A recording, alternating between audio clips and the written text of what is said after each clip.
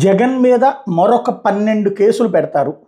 ఇది తెలుగుదేశం పార్టీలో senior most MLA, సుదీర్ఘకాలం పాటు ఎమ్మెల్యేగా పనిచేసినా కూడా మంత్రి పదవి దక్కనకపోయినా పార్టీ పట్ల లాయల్టీ ఉన్నటువంటి గోరంట్ల బుచ్చే చౌదరి గారు చెప్తున్న లెక్క.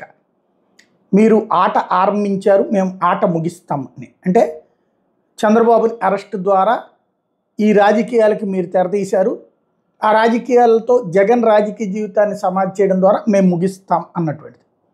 సరే, హోప్ అనేటటువంటిది ఎప్పుడూ ఉంటుంది. ఆ లెక్కన జగన్ రాజకీయ జీవితాన్ని సమాధి చేయడానికి ప్రయత్నించింది ఎవరు? జైల్లో పెట్టించింది ఎవరు? 2010 తర్వాతన. అప్పటిదాకా కాంగ్రెస్ పార్టీలో ఘనంగా ఉన్నటువంటి రాజశేఖర రెడ్డి మరణం తర్వాత అర్జెంటుగా జగన్ దోషి ఎట్లా అయ్యాడు? రాజశేఖర రెడ్డికి సంబంధం లేకుండా కేసులు ఎట్లా నడిచినాయి? ప్లస్ అందులో తెలుగుదేశం ఎందుకు ఇన్వాల్వ్ అయింది? అంటే ఆట ఎవరు ఆరంభించారు? అది ఓపెన్ సీక్రెట్. అది పక్కన పెడితే జగన్ మీద ఇంకెన్ని కేసులు పెడుతున్నారు అన్నటువంటిది ఇప్పుడు చెప్తున్నారు. అది ఖచ్చితంగా ఆయనకి పార్టీ నుంచి ఫీడ్బ్యాక్ ఉంటుంది.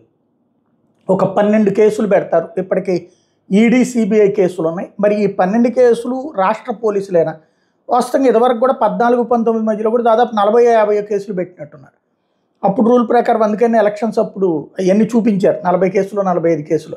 ఇదిగో 45 కేసుల్లో దోషి ముఖ్యమంత్రి అంటూ వీళ్ళు మాట్లాడారు కూడా. అప్పుడు 45 కేసులు అన్నప్పుడు కూడా నేను ఇదే ప్రస్తావించాను.